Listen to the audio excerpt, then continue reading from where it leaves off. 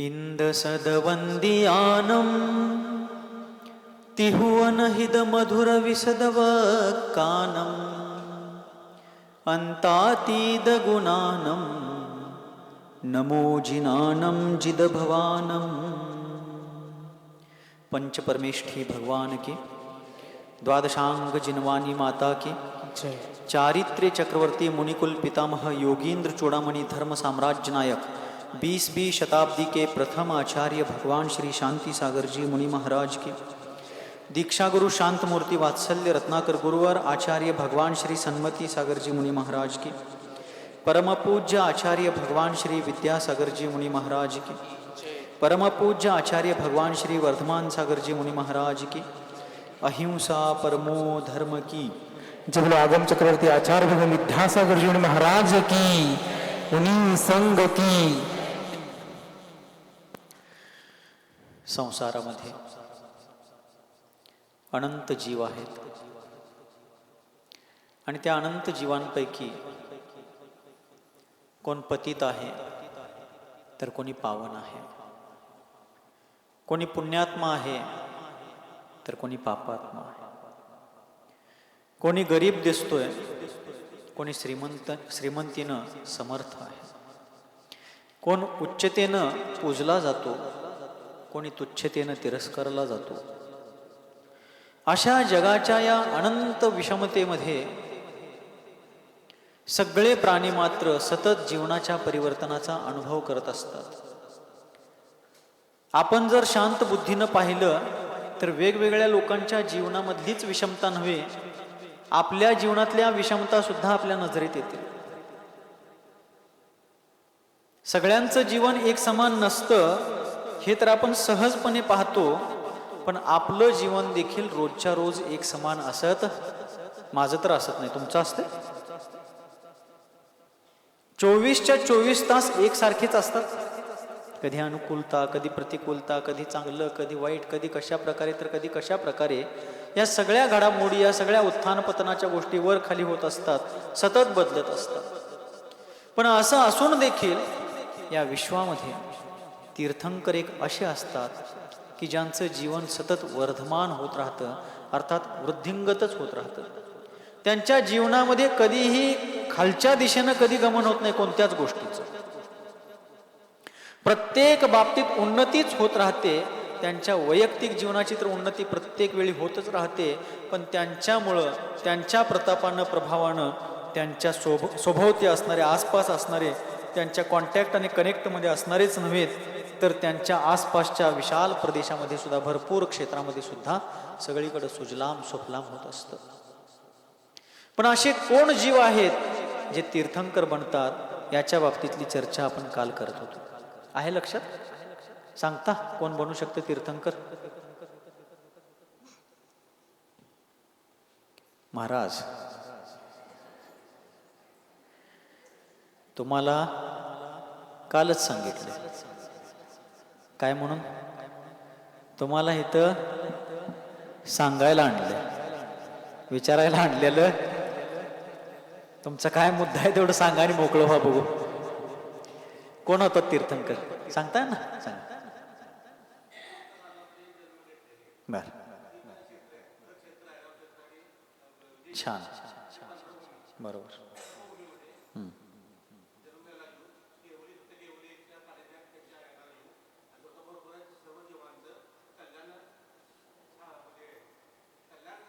चिंतनारा,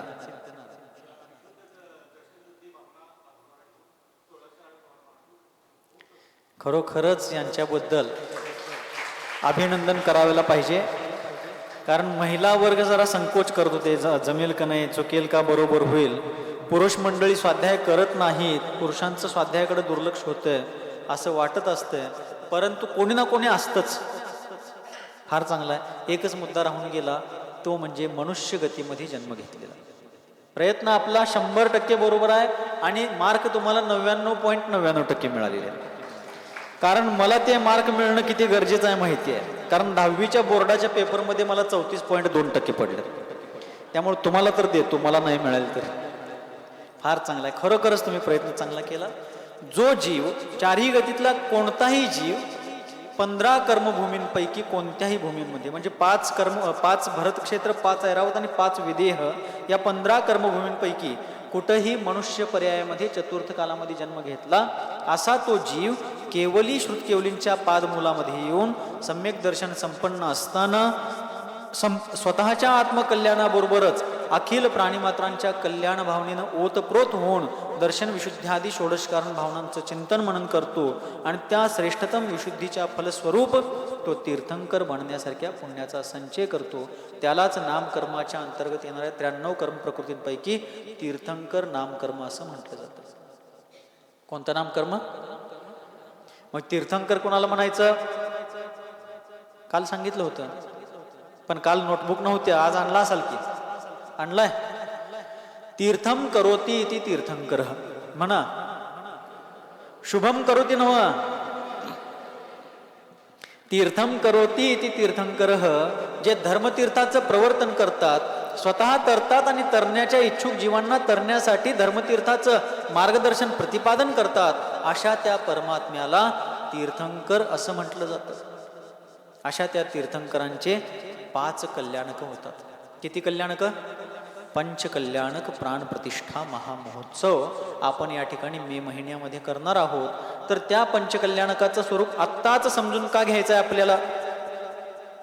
कारण आत्ता समजून घेतल्यानंतर त्या क्रियाविधी करत असताना किंवा बघत असताना ही महिमा अगोदरच माहिती असल्यामुळं आपलं मन, आपलं वचन आणि आपली काया, तन मन धनाने आपण संपूर्ण रूपाने तन्मयतापूर्वक त्याच्यामध्ये तल्लीनता प्राप्त करून एक अत्यंत चांगल्या आनंदाचा लाभ घेऊ शकतो, त्या आनंदाचा अनुभव करू शकतो.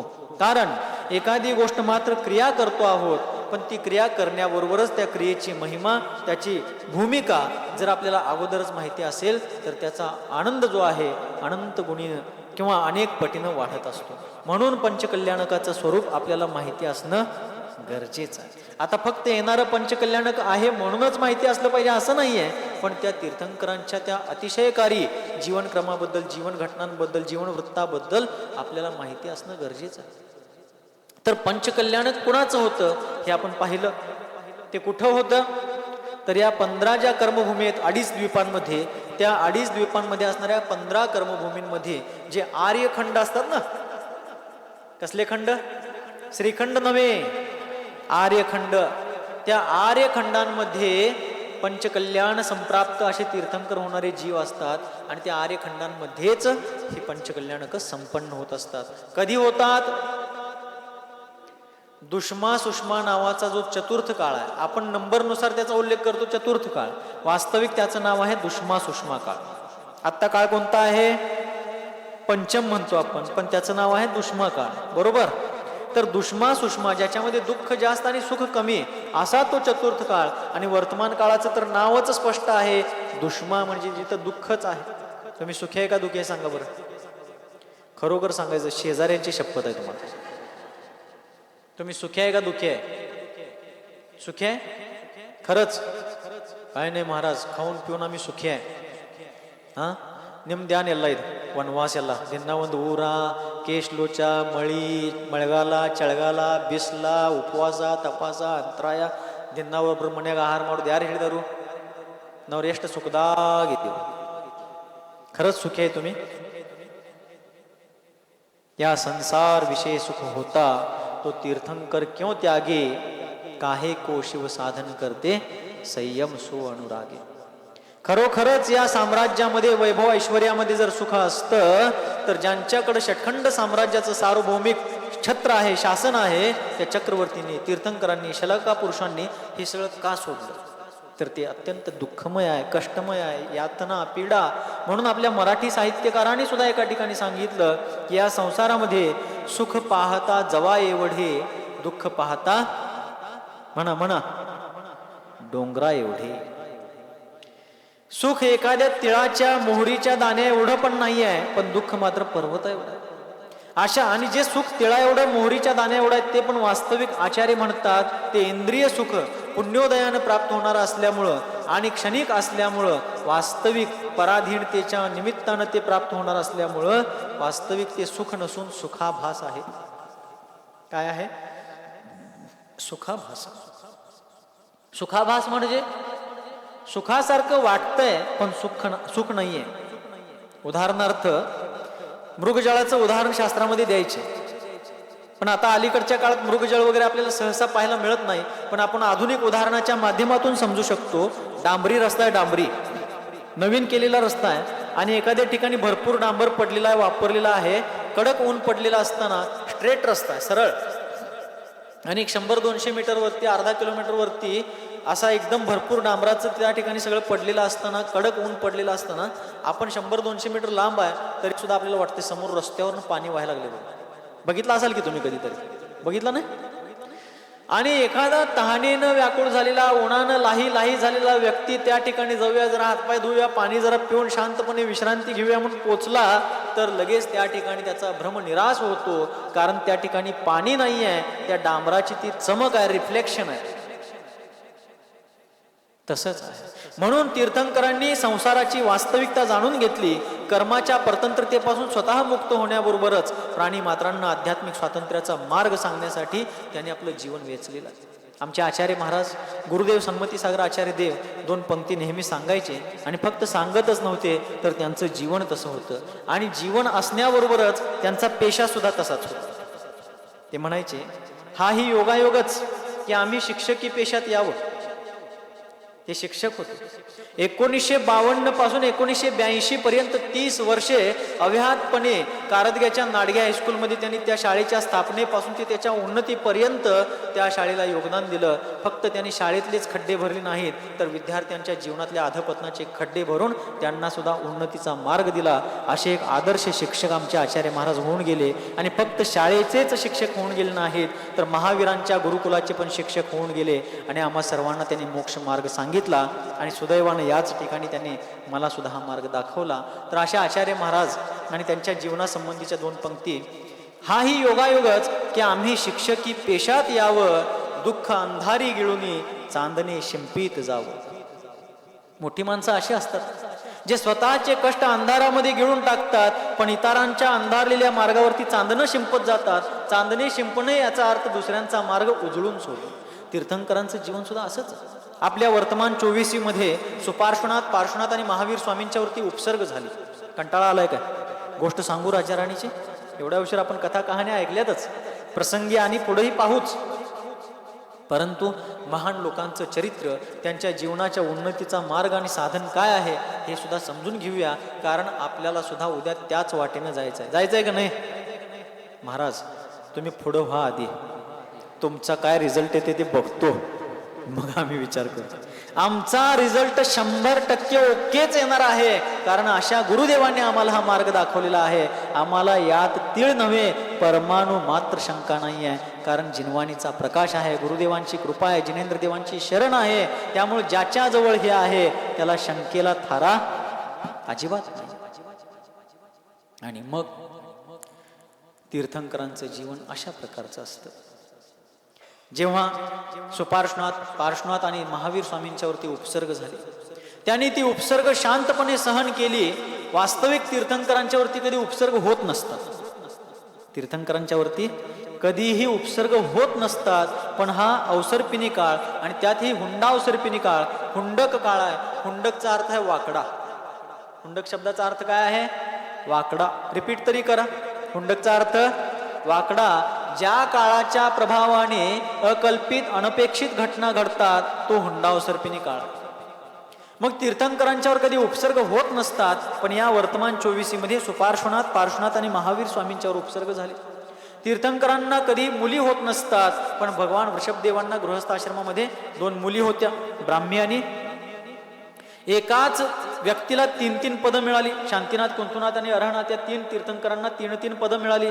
चक्रवर्तींचा कधी अपमान किंवा पराजय होत नाही. बाहुबलींनी भरत चक्रवर्तींचा पराजय केला, इत्यादी अनेक घटना घडल्या. त्याचबरोबर सगळ्याच तीर्थंकरांचा जन्म अयोध्येमध्ये होतो आणि निर्वाण सम्मेद शिखरजीमध्ये होतो. पण वर्तमान काळामध्ये तसं झालं नाही. कित्येक तीर्थंकरांचा जन्म इतरत्र झाला आणि निर्वाण सुद्धा इतरत्र झालं. त्याच सोबत सगळेच्या सगळे तीर्थंकर, लक्ष आहे, सगळेच्या सगळे तीर्थंकर वैवाहिक जीवन जगूनच संन्यास धारण करतात, दीक्षा ग्रहण करतात. पण वर्तमान काळामध्ये 5 तीर्थंकर बाल ब्रह्मचारी झाले. कोण कोण? वासुपूज्य, मल्लीनाथ, नेमिनाथ, पार्श्वनाथ आणि शेवटचे 3 आणि मध्यंतरीचे 2, 12वे आणि 18वे, 12वे आणि 18वे तीर्थंकर आणि त्यानंतर 22, 23, 24, 19वे मल्लीनाथ भगवान 19वे तीर्थंकर, अर्हनाथ भगवान 18वे. 19वे तीर्थंकर मल्लीनाथ भगवान, 12वे, 19वे, 22, 23, 24 हे 5 तीर्थंकर बाल ब्रह्मचारी झाले. वास्तविक मगाशी सांगितलं होतं की सगळेच तीर्थंकर गृहस्थ जीवन जगून येतात, परंतु वर्तमानात 5 तीर्थंकर बाल ब्रह्मचारी झाले. 2007 सालचा एक प्रसंग आठवला या प्रकरणाच्या निमित्तानं. आमच्या आचार्य महाराजांच्या सानिध्यामध्ये कवठे एकंद आहे की तासगाव जवळ, त्या कवठे एकंदच्या बरोबर पलीकडं कवठे नागाव एक गाव आहे, मध्ये ओढा आहे फक्त. त्या कवठे नागावमध्ये पंचकल्याणक होतं एप्रिल 2007 मध्ये. आचार्य सन्मती सागरजी महाराजांच्या सानिध्यामध्ये संघातले अनेक महाराज होते, त्यावेळेचे जुने महाराज, आणि मी त्यावेळेला ब्रह्मचारी होतो. स्वाध्याय चालू होता दुपारच्या सत्रामध्ये. आचार्य महाराज स्वाध्याय घेत होते आणि त्याच स्वाध्यायामध्ये 63 शलाका पुरुषांचं प्रकरण आलं आणि त्यात हा मुद्दा आला की 24च्या 24 तीर्थंकर वैवाहिक जीवन जगल्यानंतरच दीक्षा घेतात, पण हुंडाव सर्पिणी काळाच्या प्रभावाने वर्तमानातले 5 तीर्थंकर बाल ब्रह्मचारी आहेत आणि 19 तीर्थंकर वैवाहिक जीवन जगून मग दीक्षा घेतली.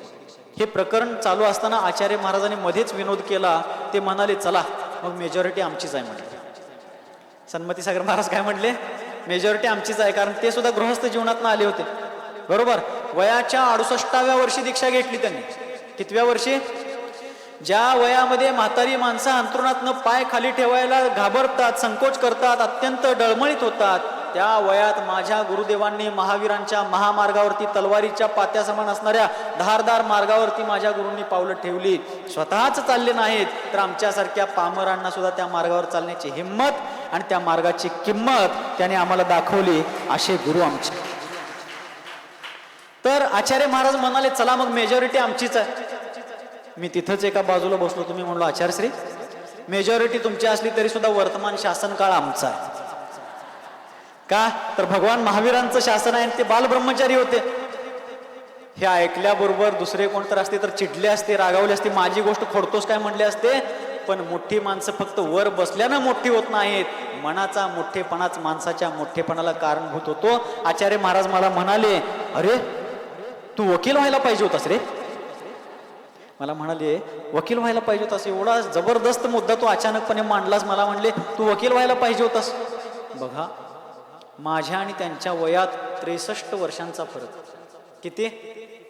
त्यांचा जन्म 1 एप्रिल 1927. कधीचा जन्म त्यांचा? स्वातंत्र्याच्या अगोदर 20 वर्ष. 20 का 26 वर्ष, कारण 15 ऑगस्ट 1947 आणि 1 एप्रिल 1927, जवळजवळ 20.5 वर्ष धरा तुम्ही. आणि माझ्यापेक्षा वयानं 63 वर्षे मोठे. व्यक्तित्वानं त्यांच्या आणि माझी तुलनाच करता येत नाही. मी कंकर आहे तर ते शंकर आहेत, असं त्यांचं व्यक्तित्व. तरी देखील त्यांचा मोठेपणा होता. ते म्हणाले, अरे तू वकील व्हायला पाहिजे होतास रे. मोठी माणसं मगाशी सांगितल्याप्रमाणे फक्त वर बसल्याने, उंचावर बसल्याने मोठी होत नाहीत, ती मनाने मोठी पाहिजे. कोणीतरी विचारकांनी एका ठिकाणी म्हटलं, महल सोने का मिट्टी पर खडा होता. सोन्याचा महाल जरी असला तरी कशावर उभा राहतो तो? मातीवरच की. महल सोने का मिट्टी पर खडा होता है, वही महल एक दिन मिट्टी पर पडा होता. जुनं झालं, जीर्ण शीर्ण झालं, मोडकळीला आलं, कशावर पडणार आहे ते? मातीतच पडणार. महल सोने का मिट्टी पर खड़ा होता है, वही महल एक दिन मिट्टी पर पड़ा होता है.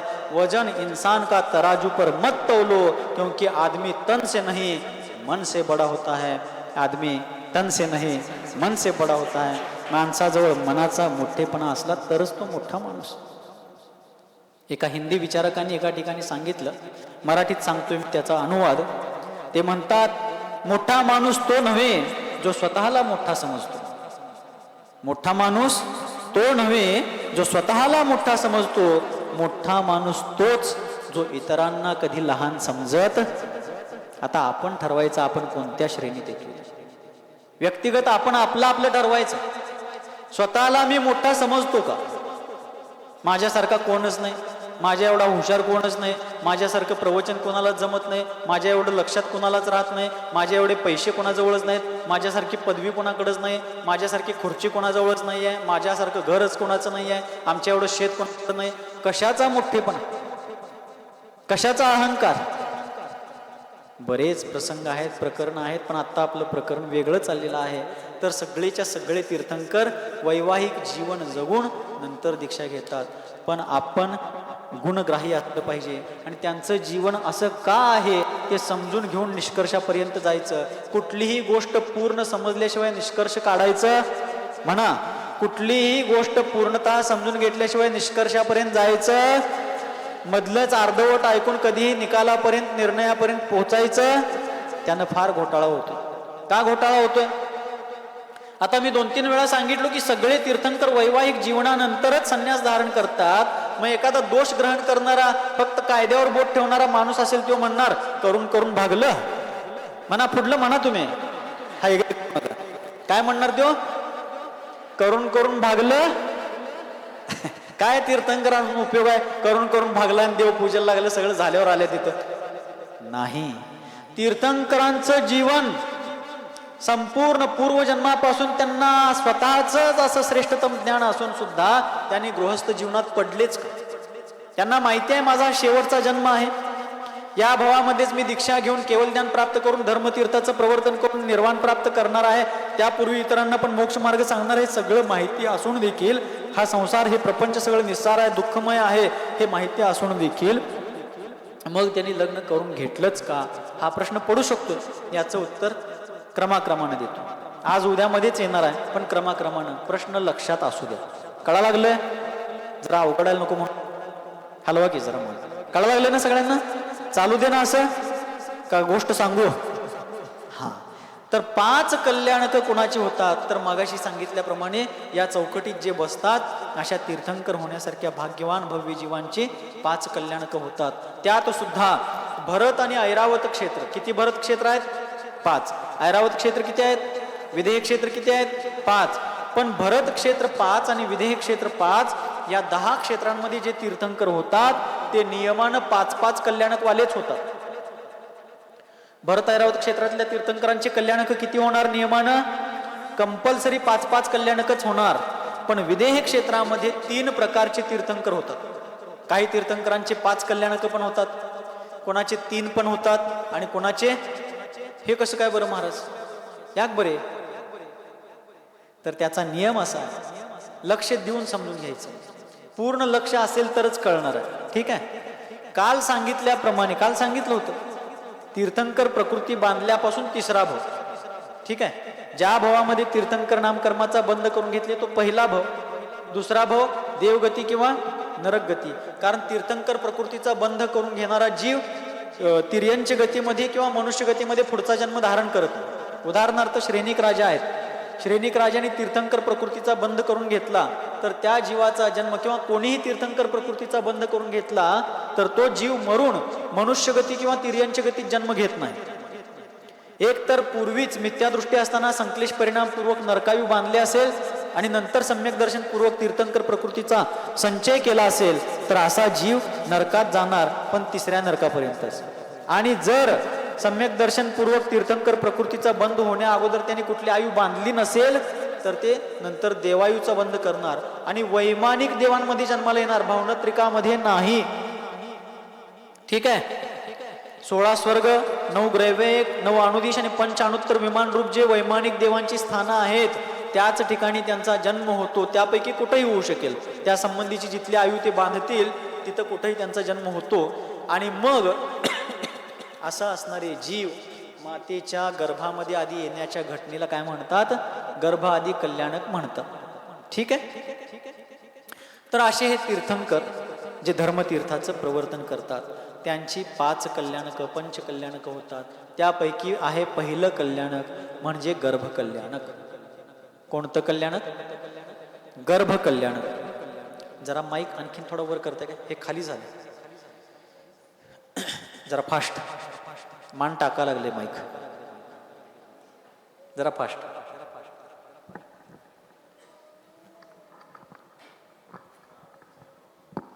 ऐसा आड़ा करो,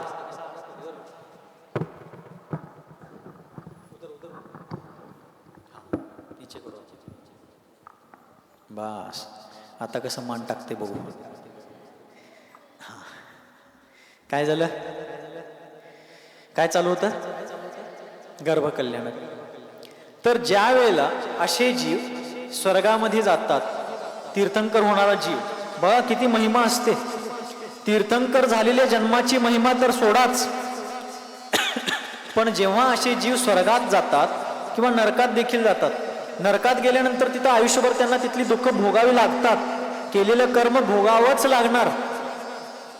परंतु जेव्हा तीर्थंकर झालेले जीव नरकामध्ये असतात, ते सुद्धा इतरांच्या बरोबर भांडत असतात, इतरही त्यांच्या बरोबर भांडत असतात, सगळे त्रास देत असतात, हेही देत असतात. त्यांच्या मनाला वाटत असते की हे सगळं चुकीचं आहे, आपण हे सगळं मारकाट करायला लागलोय, भांडण करायला लागलोय, चुकीचं आहे. पण त्या क्षेत्राचाच प्रभाव असतोय की तिथं जन्मलेले जीव भांडणार, एकमेकाशी वैरत्व ठेवणार. मगाशी महाराजांनी क्षेत्राचं महत्व सांगितलं की कसा प्रभाव पडतो. श्रीकृष्ण देखील एक प्रसंग सांगतोय मध्येच. श्रीकृष्ण देखील ज्या वेळेला महाभारताच्या युद्धासाठी जमीन बघत होते, कुठं घ्यायचं युद्ध, कौरव पांडवांच्याकडून तोडगा निघाला नाही, शेवटी युद्धानंच कोण या राज्याचे स्वामी आहेत हे निश्चित होईल म्हणून त्यांनी युद्धाचीच निश्चिती केली. त्यावेळी असं युद्ध होणार आहे की ज्यामध्ये सख्खे आपले आप्तेष्ट जे आहेत, एकमेकांच्या रक्ताचेच जे नातेवाईक आहेत, तेच एकमेकांबरोबर प्राण वैरानं, जीवाच्या वैरानं भांडणार आहेत. पण ती अशी जागा पाहिजे जिथं एकमेकांच्या बद्दल ममत्व उत्पन्न होणार नाही. त्या भूमीमध्ये त्यांना लढून न्यायाला त्या ठिकाणी दाद द्यायची, अशी जागा हुडकण्यासाठी श्रीकृष्ण फिरत असतानाच जिथं कुरुक्षेत्राची भूमी आहे, जिथं युद्ध झालं महाभारताचं, त्या जागी ते आले. फिरत असताना अचानक त्यांना एक दृश्य दिसलं की एक महिला आपल्या शेतामध्ये पिकाला पाणी पाजवत असते. काय पाजवत असते? पिकाला पाणी पाजवत असताना सारखं बांध फुटत असते. तुम्हाला माहिती असेल नसेल कदाचित, कारण तुम्ही शहरी माणसं, उसाला वगैरे पाणी लावतात की पाट लावतात. मग बऱ्याच वेळेला पाण्याचा फ्लो जास्त असेल, पाट वगैरे ते तुंब वगैरे फुटतात. तर ती महिला स्वतःचं लहान बाळ असतं काही महिन्यांचं, त्या बाळाला घेऊन त्या ठिकाणी एका बाजूला बाळ ठेवलेली असते आणि पाणी ह्या पाटातनं त्या पाटाला, त्या पाटातनं त्या पाटाला लावत असतानाच मधले मधले पाट फुटत होते आणि पाणी नको तिकडं जात होतं. बऱ्याच वेळेला चगाळ चोता लावत होते, मातीची ढेकळं लावत होते त्या गृहिणी, पण काही केले ते पाट नियंत्रित होत नव्हते. तेव्हा फार वैतागलेली ती महिला सगळे प्रयत्न करत असताना अचानक अनेक ठिकाणचा पाट फुटल्याबरोबर संतापानं तिथं आपलं बाळ झोपलेलं त्या बाळाला उचलले आणि त्या पाटात तुंब म्हणून त्या बाळालाच घातलं. श्रीकृष्णानं बघितलं आणि त्यांनी ओळखली हीच भूमी कौरव पांडवांच्या युद्धासाठी योग्य आहे. कारण एक माता जिथं आपल्या पोटच्या गोळ्याला सुद्धा तिथं कुठल्याही प्रकारे दयामाया न दाखवता त्या ठिकाणी असं क्रूर कर्म करू शकते, तर याच जागेवरती कौरव आणि पांडव ही रक्ताची नाते सुद्धा युद्धाच्या वणव्यामध्ये होरपळून सोडतील असा निर्णय करून त्यांनी त्या ठिकाणी जागा निश्चित केली. क्षेत्राचा एक प्रभाव असतो. तसं सम्यक दृष्टी जीव, मग तो तीर्थंकर होणारा असू दे किंवा सामान्य सम्यक दृष्टी असू दे, नरकात गेल्यानंतर त्या क्षेत्राचा प्रभावच असतो की तिथं त्यांचा लढाई झगडा होणारच. त्यांच्या मनात ते पटत नसतंय, पण ते लढाई झगडा तिथं होणारच. पण आयुष्यभर ही मारकाट लढाई झगडा ते नारकी असलेली जी तीर्थंकर बनणारी जीव नरकात नेऊन आता ते तीर्थंकर होणार आहेत. श्रेणिक राजा सुद्धा तिथनं येऊन आता पुढच्याच जन्मामध्ये महापद्म नावाचे पुढच्या 24 पहिले तीर्थंकर होणार आहेत. 116 वर्षांची त्यांची आयु असणार आहे. तर असे जे जीव त्या ठिकाणी असतात तर ते त्या ठिकाणी लढाई झगडा करतात आयुष्यभर. पण जेव्हा त्यांचे 6 महिने शिल्लक राहतात तिथले आयु, किती महिने? 6 महिन्यांची आयु शिल्लक राहते, त्यावेळेला तीर्थंकर होणारा तो जीव लढाई झगडा बंद करतो. बाकीचे नारकी त्याला त्रास देत असतात, मारायचं, तोडायचं, फार प्रकारचा त्रास द्यायचं, पण हा सगळं भांडण तंटा थांबवतो. त्याच वेळी स्वर्गात सौधर्मिंद्राच्या आज्ञेनं स्वर्गीय देव येऊन त्या तीर्थंकर होणाऱ्या जीवाच्या भोवतीनं वज्राच्या भिंती निर्माण करतात, जेणेकरून दुसरे कोणतेही नारकी त्याला त्रास देणार. बघा धर्माचं महात्म्य. स्वतः स्वर्गाचे देव लोक स्वर्गाच्या पायऱ्या उतरून तिथपर्यंत जातात आणि त्याच्या भोवती कुंपण करतात. धर्मो रक्षती रक्षित. हे झालं नरकातनं येणारे तीर्थंकर होणारे जीवाबद्दल. जे स्वर्गात गेलेले तिथले मनुष्य तीर्थंकर नाम कर्माचा बंद करून स्वर्गात जातात, त्यांना काय इफेक्ट मिळतो शेवटच्या 6 महिन्यात? तर ते जीवनभर तिथं आनंदानं जीवन जगत असतात स्वर्गामध्ये. पण ज्या वेळेला तिथं सर्वसामान्य चतुर्निकाय देवांचे पैकी कोणीही देवदेवी असू देत, त्यांचा आयु 6 महिने शिल्लक राहिल्यानंतर त्यांच्या गळ्यात जन्म झाल्यानंतर त्यांचा देवाभिषेक वगैरे एक वस्त्रालंकार धारण करत असताना त्यांच्या गळ्यात मंदार माळा एक घातली जाते. ती मंदार माला आयुष्यभर टवटवीत असते. पण ज्या वेळेला आयुष 6 महिने शिल्लक राहते त्यावेळेला त्यांच्या गळ्यातली ती मंदार माळा कोमेजायला चालू होते. पण तीर्थंकर होणारा जो जीव स्वर्गामध्ये आहे, जो तिथनं मरून आता या मनुष्यगतीत येऊन तीर्थंकर होणार आहे, त्या जीवाच्या गळ्यातली मंदार माळा शेवटच्या समयापर्यंत वाळत. हे बघा त्यांचं त्या ठिकाणी पुण्यप्रताप. अशा काही गोष्टी आहेत. आणि मग ज्या वेळेला असे जीव मातेच्या गर्भामध्ये यायला 6 महिने शिल्लक असतात. किती महिने शिल्लक असतात? 6 महिने शिल्लक असतात. तेव्हा सौधर्मेंद्र मातेच्या गर्भात यायला अजून 6 महिने शिल्लक आहेत. लक्ष देऊन ऐकायचं, कारण आता तुमच्यातलाच कोणतरी इथं सौधर्मेंद्र बनणार आहे. तुमच्यातलेच कोणीतरी माता पिता असणार आहेत. तुमच्यातलेच कोणीतरी धनपती कुबेर असणार आहेत. तुमच्यापैकीच कोणीतरी ईशान इंद्र असणार आहेत. तुमच्यापैकीच कोणीतरी सुवर्ण सौभाग्यवती होणार आहे. तुमच्यातलेच कोणीतरी भरत बाहुबली बनणार आहेत. तुमच्यापैकीच कोणीतरी महायज्ञ नायक बनणार आहेत. तुमच्यापैकीच कोणीतरी अष्टकुमारिका असणार आहेत. म्हणून ह्या सगळ्या गोष्टी त्या त्या पात्रांच्या भूमिका, त्यांच्या क्रियाविधी आत्ता मी थोडक्यातच सांगतोय, कारण 1-2 दिवसात किती सांगणार आहे. परंतु सारांश रूपाने सांगतो आहे. ते तुम्ही पूजेमध्ये प्रॅक्टिकली करायचं पण आहे आणि बघायचं पण. तर जेव्हा 6 महिने मातेच्या गर्भात तो जीव यायला शिल्लक असतं, त्यावेळेला अवधी ज्ञानानं सौधर्मेंद्राला समजतं. सौधर्मेंद्र कुठं असतात? कुठं? जरा जोरात बोला. चुकलं तर चुकू दे, की काय दंड आहे का इथे? कुठं? स्वर्गात. म्हणजे कुठल्या स्वर्गात? स्वर्ग किती आहेत? त्यातल्या कुठल्या स्वर्गात सौधर्मेंद्र असतात? गुगलला विचारा, बघू, लोकेशन विचारा. ते काय कसलं मॅप म्हणताय की तुम्ही? गुगल मॅप काय त्यात दाखवतंय का? बघा, दाखवतंय. तुमचं गुगल मॅप जे आहे ते फार थोडं दाखवणार आहे, पण ही जिनवानीची जी मॅप्स आहेत हे संपूर्ण जगाचा नकाशा आम्हाला दाखवणार आहे. असं हे गुगल मॅपच्या पलीकडचं मॅप आहे. म्हणून जरा जरा स्वाध्याय करू, रोज एक 10 मिनिटं तरी. महाराज काल सांगितले नमगा यात का सैक सवडी. 16 स्वर्ग आहेत.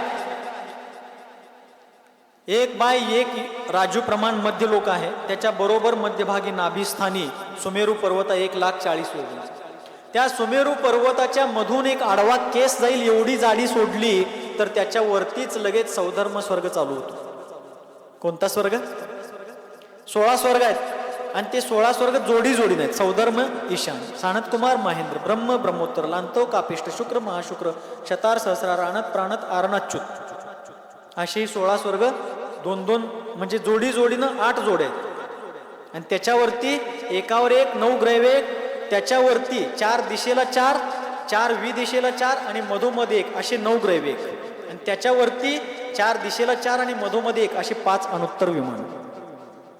हे उर्दू लोकातल्या वैमानिक देवांच्या संबंधीची त्यांची निवासस्थानं. थोडक्यात त्यापैकी जो पहिला स्वर्ग आहे दक्षिण दिशेला, आता आपण पूर्वेला तोंड करून बसलोय, तर त्या जोडीपैकी दक्षिणेला सौधर्म स्वर्ग, उत्तरेला ईशान्य स्वर्ग.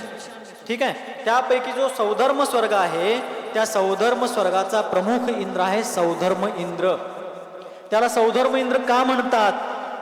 तर जसं हे दक्षिण भारत जैन सभेचं मुख्यालय असणारं हे बोर्डिंग, ह्या बोर्डिंगचा हा सभागृह, इथं त्यांचे मीटिंग्स होतील, प्रवचन होतील, पूजन विधान ज्या काही गोष्टी या ठिकाणी होतात या हॉलमध्ये, सभागृहामध्ये, तसं त्या सौधर्म स्वर्गामध्ये त्या देवांचे, इंद्रांचे, प्रतिइंद्रांचे, देवदेवींचे सभेसाठी, चर्चेसाठी बसण्याची जी सभा आहे त्या सभेचं नाव आहे सुधर्मा सभा. काय नाव आहे? सुधर्मा सभा. आणि सुधर्मा सभेमध्ये बसून जो त्या स्वर्गाचं शासन करतो, त्या स्वर्गावरती राज्य करतो, त्याला म्हणायचं सौधर्म. भावाचे शब्द, व्याकरणाचा विषय. आता तेवढं दाखवायला इथं वेळ नाही आहे. 4:30 वाजले. 5 पर्यंत चालेल ना? नक्की का लवकर सोडू? तर हे सौधर्म स्वर्गामध्ये असणारे सौधर्म इंद्र, त्या सौधर्म इंद्राला अवधी ज्ञान असतं. सौधर्म इंद्र इतका पुण्यशाली असतो, 2 सागराची त्याची आयु. किती सागर? 2 सागर. महाराज सागर म्हणजे हळूर. सागर म्हणजे काय? सांगू? अनेकदा विचारतो, कंटाळणार नाही ना? ह्या गोष्टी आम्ही समजून घेतल्या पाहिजेत. आमच्या धर्माची किमान बेसिक गोष्टी तरी आम्हाला माहिती पाहिजेत. गहनतम सूक्ष्मतम सिद्धांत मी म्हणतो नंतर बघू, पण किमान प्राथमिक गोष्टी तरी आम्हाला माहिती पाहिजेत. सागर म्हणजे कसं, तर हे उपमामान आहे.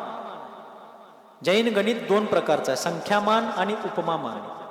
संख्यामान म्हणजे ज्याला संख्येमध्ये काउंटिंग करता येते, बेरीज, वजाबाकी, गुणाकार, भागाकार वगैरे, हे संख्यामान. पण ज्याला संख्येत मोजता येत नाही त्याला उपमा देऊन त्याच्याबद्दल सगळे टॅली केली जाते, त्याला उपमामान म्हणायचं. उपमा म्हणजे उपमा देणे, ठीक आहे. तर 1 योजनचा खड्डा काढायचा. किती? 1 योजन. आता डिटेल्स मध्ये जात नाहीये. 1 योजनचा खड्डा काढायचा आहे, विशाल खड्डा. 1 योजन त्याचा व्यास आहे, ठीक आहे. 1 योजन म्हणजे किती? लघु योजन आणि महायोजन 2 प्रकारचे योजन आहेत. 4 कोसाचा 1 योजन. एका कोसामध्ये 2 मैल असतात. किती मैल? म्हणजे किती मैल झाले? 8 मैल. आणि 1 मैल 1.5 किलोमीटरचा असतो, म्हणजे किती किलोमीटर झाले? 12 किलोमीटर झाले. 12 किलोमीटरचा एक लघु योजन आणि 2000 कोसांचा एक महायोजन. लघु योजन आणि महायोजन 2 प्रकारचे योजन आहेत. उद्या विचारणार, माझ्या लक्षात राहिलं ते विचारायचं, लक्षात राहिलं ते नोट करून ठेवत चला. 2000 कोसांचा एक महायोजन आहे, म्हणजेच किती मैल झाले? 4000 मैल झाले. म्हणजेच किलोमीटर किती झाले? 6000 किलोमीटर पेक्षा काही अधिक. एवढा मोठा खड्डा घ्यायचा, तेवढाच खोल खड्डा घ्यायचा आणि तो खड्डा काय करायचा? आणि कुठं तर JCB लावचीला, कल्पनेनं घ्यायचा. उपमा द्यायचं चाललेलं आहे, प्रॅक्टिकली करायचं नाहीये. असा खड्डा काढायचा आणि त्याच्यामध्ये उत्तम भोगभूमीची जे मेंढ्या असतात, मेंढ्या पुरी गळू, त्या मेंढ्यांची जी पिल्लं आहेत त्यांचं वय 1 ते 7 दिवसांच्या आतलं पाहिजे. त्या पिलांचे केस घ्यायचे आणि त्याचे तुकडे तुकडे करायचे. ज्या तुकड्याचा दुसरा तुकडा करता येणार नाही असे तुकडे करायचे. मग महाराज त्याच मेंढ्यांची केस का पाहिजे? आपल्या भारतातली चालत नाहीत. आपल्या केसाची जेवढी जाडी असते, जाडी, लांबी नव्हे, लांबी कमी जास्त असू शकते. आपल्या केसाची जी जाडी असते त्याचा 500वा हिस्सा एवढीच पातळ असतात ती केस. म्हणजे त्या उत्तम भोगभूमीतल्या मेंढीच्या पिल्लाच्या केसाच्या जाडीच्या 500 पट आपली जाडी आहे केसांची.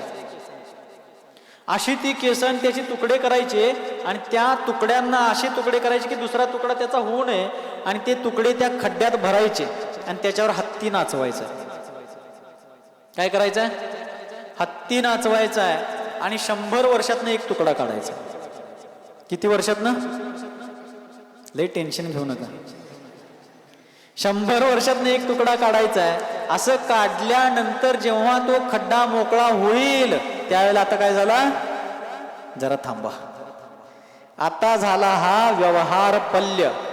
पल्य म्हणजे खड्डा, संस्कृतमध्ये खड्ड्याला पल्य म्हणतात. हा काय झाला? व्यवहार पल्य. असे असंख्यात खड्डे रिकामे झाल्यानंतर आत्ता झाला एक उद्धार पल्य. आता काय झाला? एक उद्धार पल्य. आणि त्यासारखे असंख्यात खड्डे रिकामे झाल्यानंतर आता एक झाला अद्धापल्य. असे 10 कोडाकोडी अद्धापल्य. मग 10 कोडाकोडी म्हणजे 1 करोडला 1 करोडनं गुणल्यानंतर जे उत्तर येईल त्याला आणि 10 न गुणायचं, त्याला म्हणायचं 10 कोडाकोडी अद्धापल्य. आता झाला 1 सागर. आता काय झाला? 1 सागर. असे 2 सागर आयु त्या सौधर्मेंद्राचे असतात. किती? आणि सर्वार्थ सिद्धी विमानातले जे देव असतात त्यांची 33 सागर आयु असते. आणि 7व्या नरकातले जे नारके असतात त्यांची पण 33 सागर आयु असते. एवढं आयु तिथं असलं दुःख. मग आता तिकडं जायचं का इकडं जायचं? आपण चौकात उभारलोय, कोणती दिशा ते आपलं आपण ठरवायचं, खाली का वर? नरापासून नारकी का नारायण? नारायण म्हणजे नारायण, नारायण तसला नव्हे. नारायण म्हणजे इथं भगवान घ्यायचं. नर से नारकी बनना है या नर से नारायण बनना है, हमें सोचना है. ठीक आहे.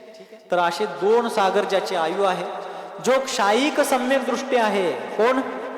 सौधर्मेंद्राची चर्चा चालू आहे आता. तीर्थंकरांची तर वैभवाची चर्चा कोण करू शकणार आहे? आमच्यासारखा तुच्छ माणूस काय करणार आहे?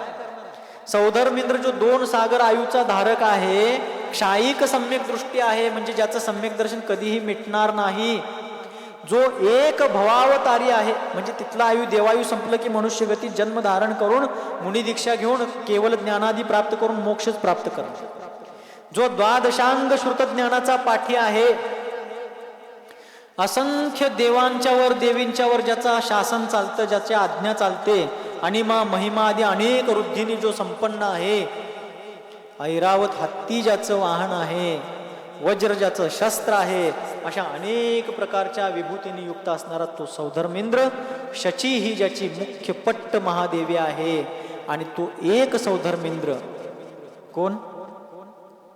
एक सौधर्मेंद्र एका जीवनामध्ये असंख्य तीर्थंकरांची पंचकल्याणक करतो. किती?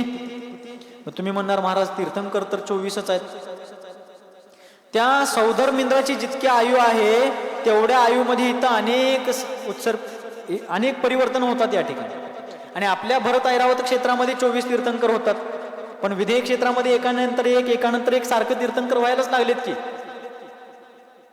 कळा लागलं? विधेय क्षेत्राच्या अपेक्षेनं असंख्यात तीर्थंकरांची पंचकल्याणक करण्याचं सौभाग्य सौधर्मेंद्राला लाभतं एका जीवनामध्ये. आपण एका तरी तीर्थंकरांचं करूया.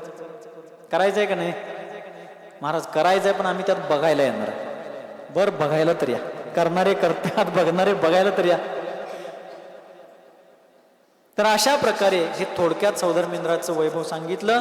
तर त्या सौधर्मेंद्राला अवधी ज्ञानानं कळतं की 6 महिन्यानंतर अमुक क्षेत्रामध्ये, मग भरत असू दे, ऐरावत असू दे, विदेह असू दे, कोणत्याही क्षेत्रामध्ये अयोध्या नगरीमध्ये अमुक माता पित्यांच्या घरी ह्या मातेच्या रत्नकुक्षीमध्ये अमुक दिवशी अमुक वार वेळ, शुभ लक्षण, शुभ नक्षत्र, शुभ लग्न, शुभ मुहूर्त इत्यादी सगळ्या द्रव्य क्षेत्र कालभावाच्या उच्चतम अवस्थेमध्ये एक भाग्यवान भव्य जीव संपूर्ण विश्वाला केवळ ज्ञानाच्या माध्यमातून आत्मशांतीचा मार्ग दाखवण्यासाठी त्या ठिकाणी गर्भामध्ये पर्याय धारण करण्यासाठी येणार आहे. हे ज्या वेळेला सौधर्मेंद्राला समजतं त्यावेळेला सौधर्मेंद्र त्यांच्या स्वर्गाचे जे कोषाध्यक्ष असतात, म्हणजेच धनपती कुबेर. कोण? धनपती कुबेर. त्या कुबेराला स्वर्गामध्ये धनद सुद्धा म्हटलं जातं. काय म्हटलं जातं? आणि कुबेराची जी मुख्य देवी असते त्या देवीला धनश्री म्हटलं जातं. ठीक आहे. तर अशा प्रकारे सौधर्मेंद्र धनपती कुबेराला ऑर्डर देतात, आदेश देतात, संकेत करतात की बाबा रे, अमुक क्षेत्रातल्या या अमुक नगरीमध्ये या मात्या पित्यांच्या पोटी असा विश्व कल्याणकारी महामानव जन्माला येणार आहे, आणि तत्पूर्वी ते गर्भात यायला अजून 6 महिने अवकाश आहेत. तरी देखील तो आत्तापासूनच त्यांच्या जन्मनगरीवरती रोजच्या रोज, जन्मनगरी आणि आसपासच्या परिसरावरती रोजच्या रोज 14 करोड रत्नांची वर्षा करायची. किती करोड? गर्भात यायला 6 महिने अवकाश आहे, आणि गर्भात आल्यानंतरचे 9 महिने, टोटल किती महिने? किती? रोजच्या रोज ही वर्षा करायची 15 महिन्यांपर्यंत. तीर्थंकरांच्या गर्भात यायच्या आधी 6 महिने, आल्यानंतर असे 15 महिने रोजच्या रोज 14 करोड रत्नांची वर्षा करायची आहे. अजून ते स्वर्गात आहेत, कदाचित दुर्दैवानं नरकातही असतील, पण त्यांच्या निमित्तानं या त्यांच्या जन्मनगरी आणि आसपासच्या परिसरात असणाऱ्या लोकांच्या पुण्योदयानं इतर रत्नवृष्टी व्हायला लागली. आचार्य म्हणतात हे तीर्थंकरांच्या महान व्यक्तित्वाचं सूचक आहे. ते अजून इतक्या लांब आहेत तरी देखील ही पृथ्वी स्वर्णमयी व्हायला लागली, रत्नवृष्टी व्हायला लागली. आम्ही गर्भात आलो त्यावेळेला धुकं तर पडलं होतं काय?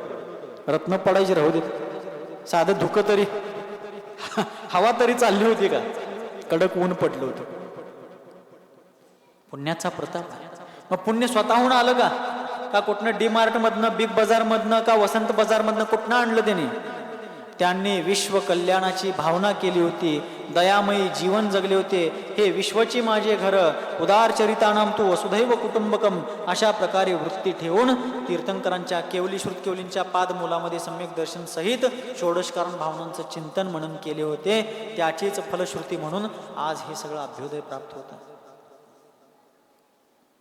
आणि मग ज्या वेळेला अगोदरचे 6 महिने व्यतीत होतात आणि ती वेळ येते की जेव्हा तो जीव स्वर्गातल्या आयु संपवून किंवा खालच्या नरकातल्या पहिल्या 3 नरकांपैकी जिथलीही कुठली त्यांची पर्याय असेल तिथली आयु संपवून तो जीव जेव्हा मातेच्या गर्भात येणार असतो तेव्हा पहाटेच्या वेळी ती माता अत्यंत शुभसूचक असे 16 स्वप्न पाहते. किती स्वप्न? आणि 16 स्वप्न ब्रह्ममुहूर्तावरती पाहिल्यानंतर अत्यंत आनंदित होते. पंचकल्याणकाच्या वेळेला ती 16 स्वप्न त्याचं विश्लेषण सगळं आपल्याला सांगण्यात येईलच.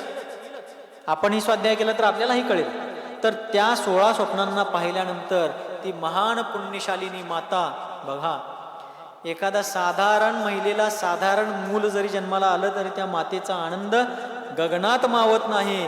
तर ज्या मातेला तीर्थंकरांच्या सारखा पुत्र जन्माला आला, कसली भाग्यवती माता. पंचकल्याणकांच्या क्रियाविधीचं वर्णन करणारी जे प्रतिष्ठाशास्त्र आहेत, मग ते प्रतिष्ठा रत्नाकर असू दे, प्रतिष्ठा पुष्प असू दे, प्रतिष्ठा तिलक असू दे, या सगळ्या ग्रंथांमध्ये तीर्थंकरांच्या आईला जगदंबा म्हटलं. जगदंबा काय म्हटलं? तुळजापूरला जाचीला आणि तुम्ही जगदंबा शब्दाचा अर्थ काय? जगत म्हणजे विश्व, जगत म्हणजे विश्व, अंबा म्हणजे आई. संस्कृत भाषेमध्ये आईला अंबा देखील म्हटलं जातं.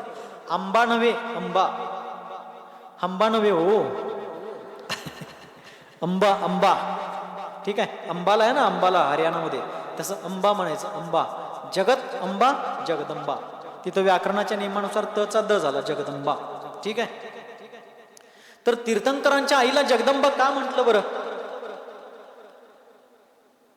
तीर्थंकरांच्या आईला एकच संतती असते, एकच मुलगा, एकच असावा. पण कसा असावा ते त्या मातेला आणि तिच्या पुत्राला बघून सगळ्यांनी शिकावं.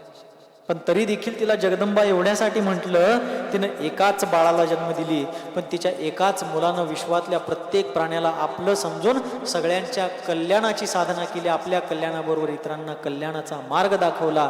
विश्वाचा तो अकारण जगत मित्र बनला. कोणत्याही कारणाशिवाय, कोणत्याही स्वार्थाशिवाय त्यांनी विश्वातल्या प्राणीमात्र्याच्या भल्यासाठी प्रयत्न केले. अशा पुत्राला जन्म देणारे असल्यामुळं एकदाच प्रसूती होऊन देखील ती माता जगदंबा म्हणविली जाते. तिची सुद्धा चर्चा पुढे येणारच आहे. जन्मकल्याणकाच्या, गर्भकल्याणकाच्या प्रसंगामध्ये आपण प्रासंगिक चर्चा करणार आहोत. तर अशा प्रकारे रोजच्या रोज 14 करोड रत्नांची वृष्टी 15 महिने सातत्याने होते. आणि जेव्हा ती वेळ येते, शुभ मुहूर्त, शुभ नक्षत्र, शुभ लग्न, ह्या सगळ्या गोष्टींच्या योगायोग जुळून आल्यानंतर तीर्थंकर बनणारा तो जीव मातेच्या रत्नकुक्षीमध्ये प्रविष्ट होतो. आणि तो जीव मातेच्या रत्नकुक्षीमध्ये प्रविष्ट होण्याच्या बरोबरच, होण्याच्या पूर्वीच ती माता 16 स्वप्न पाहते आणि आपल्या पतीला, तीर्थंकरांच्या पित्याला सकाळच्या वेळेला प्रातर्विधीनंतर गाठ पडते आणि अत्यंत नम्र भावे त्यांना वंदन करते आणि विचारते की हे नाथ, हे राजन, हे स्वामीन, आज अशा अशा प्रकारे ब्रह्ममुहूर्तावरती अत्यंत पहाटेच्या वेळी मला अशा प्रकारची सुंदर मंगलमयी स्वप्न पडली. पण त्या स्वप्नांचा मला अर्थबोध होत नाही, त्याचा अर्थ मला कळत नाही आहे. सूर्य दिसतोय, 2 माळा दिसत आहेत, सिंहासन दिसतंय, धूररहित अग्नी दिसते आहे व रत्नांची राशी दिसते आहे. अशा बऱ्याच सगळ्या शुभ शुभ स्वप्नांना मी पाहिलेलं आहे, पण त्यांचा अर्थ मला कळत नाही आहे. कृपा करून मला त्या स्वप्नांचा अर्थ तुम्ही सांगावा. त्यावेळेला ती सगळी 16 स्वप्न ऐकल्यानंतर तीर्थंकरांचे वडील अत्यंत हर्षभरीत होतात, गदगद होतात, कारण त्यांना त्या स्वप्नांचा अर्थ कळतो. आणि मग ते तीर्थंकरांच्या मातेला, आपल्या पत्नीला सांगतात की हे पुण्यशालिनी, हे सौभाग्यवती, हे महापुण्यकोशा, अशा प्रकारे तिला संबोधित करून मग सांगतात की तुझ्यासारखी तूच भाग्यवान आहेस. या धर्तीवरती, या विश्वामध्ये तुझ्यासारखं भाग्य कोणाचंच नाही आहे, तुझ्या तोडीचं पुण्य कोणाचंच नाही आहे. हे सगळं म्हणत असताना मातेची उत्कंठा आणखीन वाढत असते. साधी ग्रामपंचायतची निवडणूक झाली असली तर कोण येतोय आणि कोण पडतोय, किती उत्कंठा झाली. मग त्या तीर्थंकरांच्या मातेला किती उत्कंठा झाली असेल की नेमकं काय सांगणार आहेत. त्यावेळी शेवटी तीर्थंकरांचे पिता सांगतात की या जगात सर्वश्रेष्ठ बनणाऱ्या त्या तीर्थंकर परमात्म्याची तू माता होणार आहेस. तशी आई होण्याचं सौभाग्य तुला लाभलेलं आहे. जगात 100 शेकड्यानं जन्माला पोरं घालणाऱ्या माता पण आहेत, पण तू एकाच पुत्राला जन्म देशील, पण ज्याचा उजेड, ज्याचा प्रकाश संपूर्ण विश्वाला न्हाऊ घालेल अशा बाळाला तू जन्म देणार आहेस. तो बाळ तुझ्या रत्नकुक्षीमध्ये येणार आहे. किती आनंद झाला असेल, किती गदगद झाली असेल ती माता. आणि मग त्यावेळी त्या जेव्हा शुभ नक्षत्रावरती, शुभ लग्नावरती तीर्थंकरांचा जीव मातेच्या रत्नकुक्षीमध्ये येतो, गर्भात येतो, त्यावेळेला सौधर्म इंद्रादी देव लोक येऊन त्या ठिकाणी मातेची काय करतात, माता पित्यांचा आदर करतात, सत्कार करतात, त्यांचे यथोचित सन्मान करतात. पण तत्पूर्वी आणखीन एक गोष्ट सौधर्म इंद्राने केलेली असते, ती सांगायची थोडी विसरलो, की ज्या अष्टकुमारी असतात. कोणत्या कुमारी? कोणत्या? श्रीदेवी स्वर्गातली, म्हणजे देवगतीतली. स्वर्गातली म्हणण्यापेक्षा देवगतीतली. ती मध्य लोकात आपल्या 2.5 द्वीपामध्ये जे पद्म सरोवर वगैरे आहेत ना, जम्बूद्वीपामध्ये पद्म, महापद्म, तिघिंच, केसरी, पुंडरीक आणि महापुंडरीक, ह्या 6 सरोवरातली जी मुख्य कमळं आहेत, त्या कमळांमध्ये त्या देवी राहत असतात. 3ऱ्या अध्यायामध्ये याचं सगळं वर्णन आहे तत्वार सूत्रामध्ये. पहिली देवी त्या कमळातली, दुसरी श्री, री, धृती, कीर्ती, बुद्धी, लक्ष्मी, शांती आणि पुष्टी. किती झाल्या? 8 देवी. या कुमारी असतात, अर्थात त्यांना असे देव लोक वगैरे त्यांचे नसतात. ठीक आहे. तर या अष्टकुमारिका देवी ज्या असतात, त्यातल्या 4 देवी सौधर्मेंद्राच्या आज्ञेत असतात आणि 4 देवी ईशान्य इंद्राच्या आज्ञेमध्ये असतात. हे दोन्हीही इंद्र त्या 8 देवींना तीर्थंकर मातेच्या सेवेसाठी पाठवतात, गर्भात बाळ यायच्या अगोदरच. आणि त्या 8ही देवी, कंटाळा आलाय काय महाराज? आलं तरी आता सांगायचं कोणाला? झाला आता, वेळ पण संपत झाला, आणि 10 मिनिटं. आणि त्या 8ही देवी त्या तीर्थंकर मातेच्या गर्भाचं शोधन करतात, गर्भशोधनाची क्रिया करतात.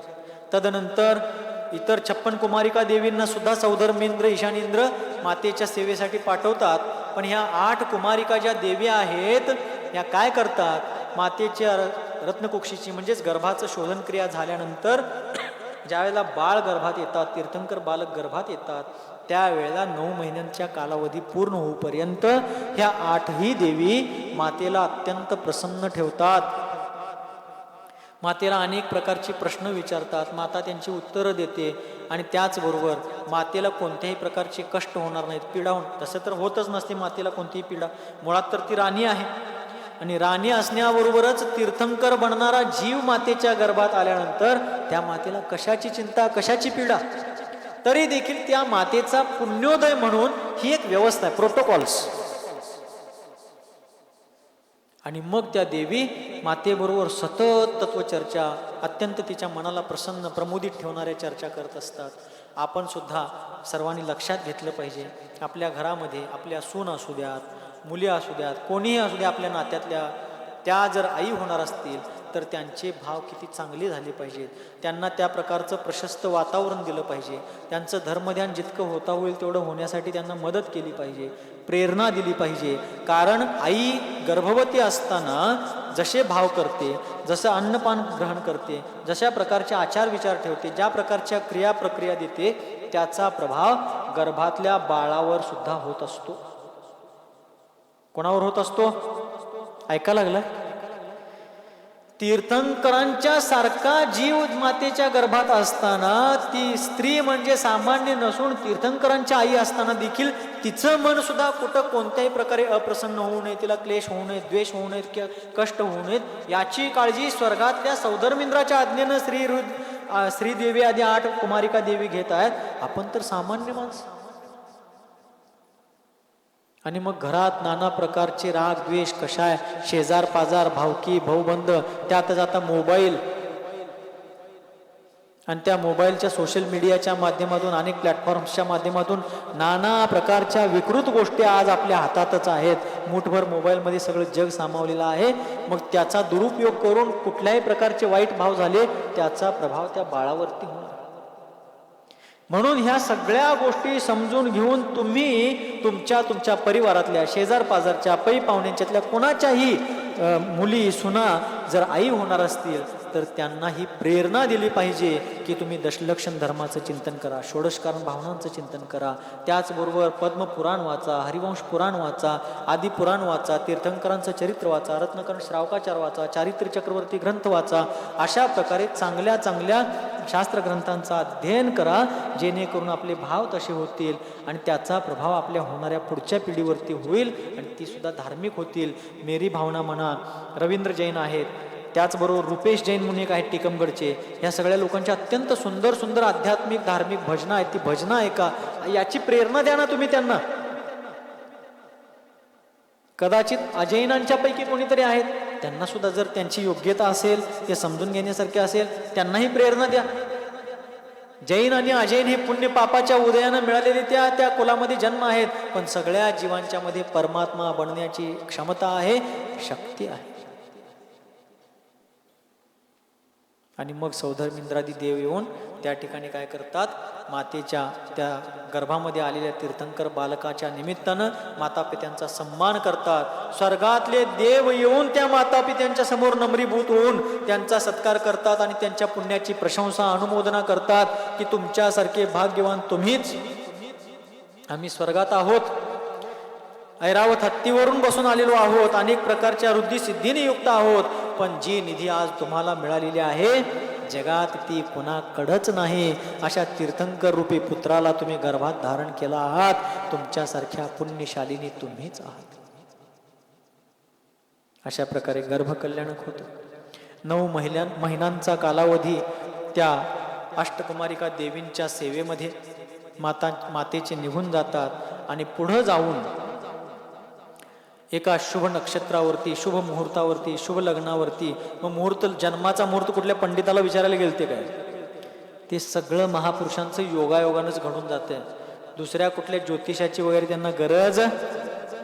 परवा राम मंदिर अयोध्येमध्ये हे केले की वर्षभर झालं असेल की त्याला, का जास्त झालं? जास्त झालं का? तर त्या राम मंदिरच्या प्रतिष्ठापनेच्या दिवशी कित्येक लोकांनी सीझरच्या माध्यमातून आपल्या मुलांना कृत्रिमरित्या जन्म दिला. काय केला?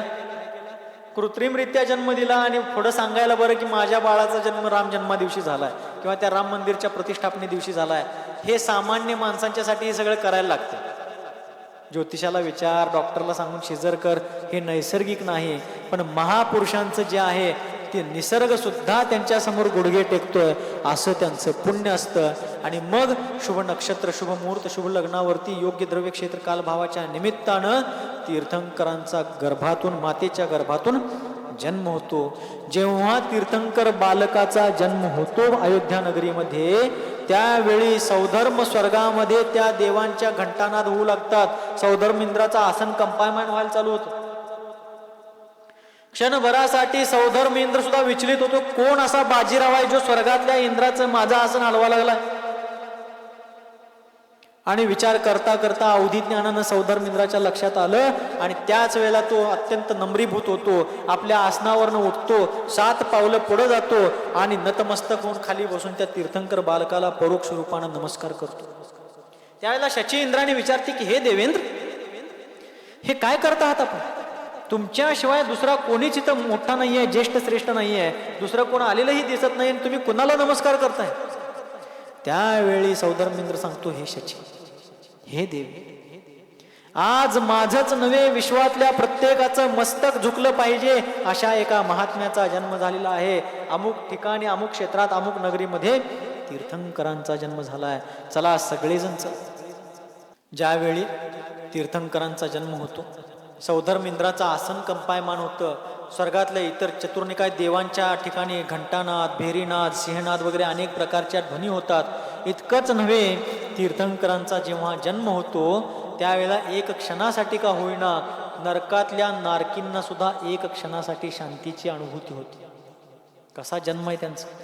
जे नारकी सतत भांडत असतात, झगडत असतात, त्या नारकींना सुद्धा यांच्या जन्मामुळं एक क्षणभरासाठी शांतीची अनुभूती होते. असा त्यांचा जन्म. आपण त्यांच्यासारखं व्हायचं राहू दे. नरकातल्या नारकींना आपल्यामुळे शांती मिळायचं राहू दे, आपल्या घरातल्यांना तर आपल्यामुळे शांती मिळू दे, आपल्या आसपासच्यांना तर आपल्यामुळे शांती मिळू दे का नाही? असा जन्म लाभावा. कोणीतरी म्हटलं मराठी साहित्यकारांनी, असा जन्म लाभावा की देहाचा चंदन व्हावा. असा जन्म लाभावा की देहाचा चंदन व्हावा.